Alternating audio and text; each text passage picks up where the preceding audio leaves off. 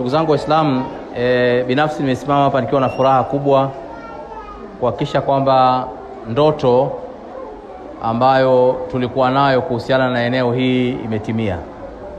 Historia ya sehemu hii hapa ni ndefu sana, muda hauruhusu kuzungumza. Lakini binafsi ndugu zangu niseme tu kwamba alhamdulillahi rabbil alamin. Anayefaa kushukuriwa kwa haki ni Allah subhanahu wa ta'ala. Eneo hili ambalo msikiti huu umejengwa ni eneo ambalo limetolewa na ndugu yetu Alhaj Mheshimiwa Sheikh Abdi Kagomba. Mwenyezi Mungu amlipe kila la kheri yeye na familia yake.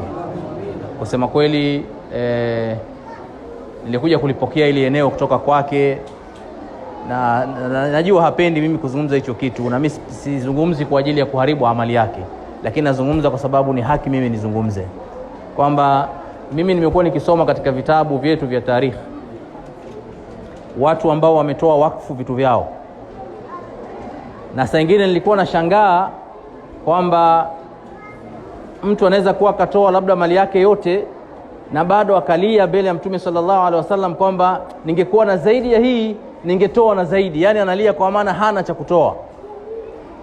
Sisi tumekuja kupokea ardhi, Sheikh ametuwekea ramani kwenye meza ya viwanja vyake na kutuambia tuchague tunavyovihitaji kwa ajili ya amali ya khair. Wallahi alazim, na anatuambia hivyo na anatukabidhi siku hii hapa nje na yeye machozi yanamtoka. Yani kwa mara ya kwanza anaona mtu anatoa alafu analia. Sio analia kwa nini katoa, analia kwa maana ametokwa na mzigo. Na akaniambia, Shekhe, leo nimeutua mzigo mzito sana uliokuwa ndani ya nafsi yangu.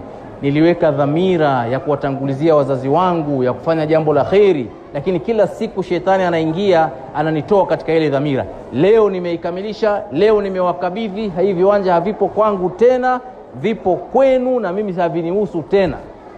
Fanyeni mambo ya kheri. Katika zama tulizonazo watu wanatanguliza maslahi ya dunia mbele kuliko vitu vyote vingine, lakini mtu anatoa huku machozi yakimtoka. Kutokana na ikhlasi hiyo aliyokuwa nayo, ndio leo tumeona sehemu kama hii. Amegusa hisia, lakini ametuwaidhi katika yale ambayo angependa tuyafanye. Sintaongeza chochote katika yale uliyosema. Umezungumzia historia hapa. Mwenyezi Mungu atakabalie yote tuliyofanya hapa. Kwa hakika sisi ni wadhaifu na hatuhitaji zaidi ya radhi zake. Hilo linatosha.